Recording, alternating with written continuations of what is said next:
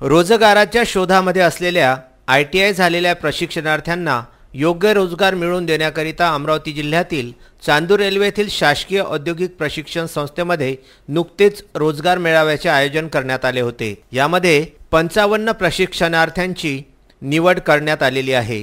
Chandur railway औद्योगिक प्रशिक्षण संस्थेमध्ये आयोजित मेळाव्यामध्ये चांदूर रेल्वे, नांदगाव खंडेश्वर, धामणगाव रेल्वे 2016, 2017, 2018 या वर्षामध्ये ITI पास झालेले 113 प्रशिक्षणार्थी सहभागी झाले होते। यामध्ये औरंगाबाद येथील वेरॉक इंजिनिअरिंग लिमिटेड, लक्ष्मी अग्नि component and forging private limited या कंपनीतर्फे विद्यार्थ्यांच्या थेट मुलाखती घेतल्या गेल्या। यामध्ये एकूण 55 प्रशिक्षणार्थ्यांची निवड करण्यात आलेली आहे। या मेळाव्यामध्ये विद्यार्थ्यांसमवेत धामणगाव रेल्वे ITI चे गटनिदेशक धाबर्डे, नांदगाव खंडेश्वर येथील निदेशक देऊळकर हे होते।